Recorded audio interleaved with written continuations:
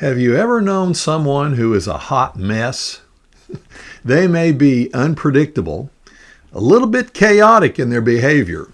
You may not be comfortable taking them anywhere, but they have a good heart and you love them to pieces. Well, after all of our discussion about contradictions and discrepancies in the Bible, some of us may feel like the Bible is a hot mess. Like, how in the world can you get a single unified message out of it with all the discrepancies that are in the Scriptures and all the problems that are in the Scriptures? In fact, a lot of Bible scholars feel that way, that there's just too much diversity in Scripture for anything unified to come out of it. Well, I believe there is, as Richard Rohr would say, a thread of a single unified message in the Bible that does come through all the divergences. See if you can listen. Let me give you some examples and see if you can catch what that thread is. In the creation, God gives life, and God gives it as a gift to all people. Then in the story of the Exodus, God rescues Israel from slavery in Egypt, and God does this simply as a gift to them. Then God gives Israel, on the basis of that prior gift, the 10 Commandments, the first 4 of which show how to love God, and the last 6 of which show how to love one's neighbor. And that's confirmed later in the law, in the book of Leviticus, chapter 19, verse 18, where it says, love your neighbor as yourself. If you look into the prophets, they take this concept of love and they broaden it to reach out to many more people than the Israelites had previously realized. Then if you come to Jesus, Jesus broadens that concept of love even more, where Jesus says, love your enemies.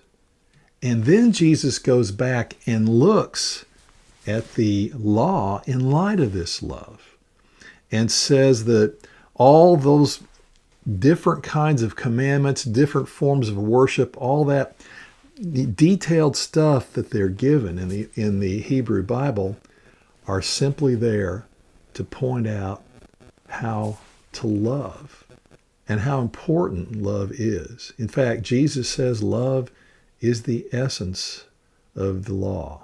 And by implication, Jesus says love is the means by which we interpret Scripture generally.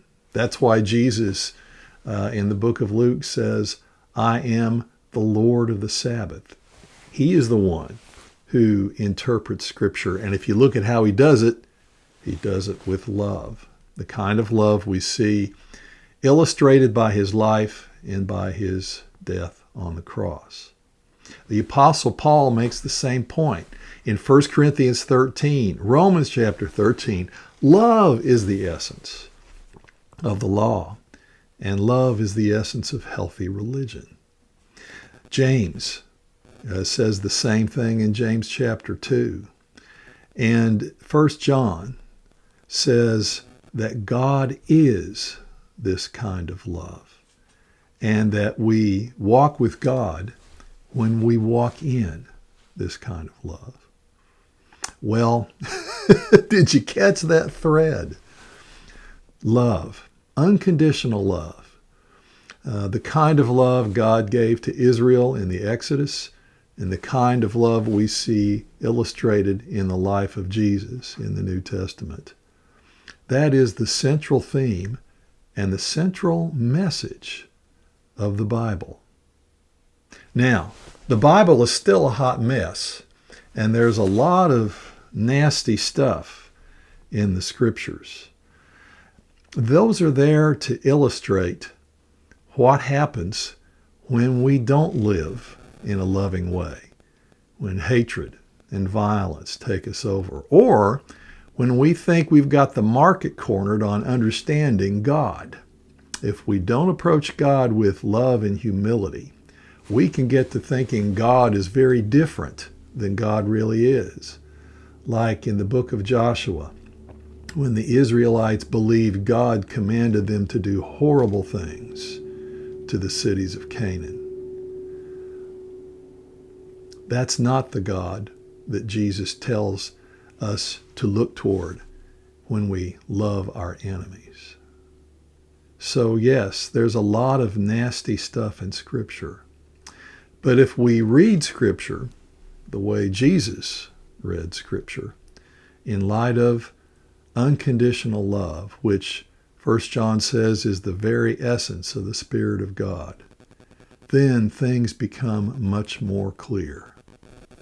The Bible is still a hot mess, but there is a beautiful, beautiful message in the midst of the mess, which is able to make clarity, bring clarity to that mess and to the messes that we all get into in our lives from time to time.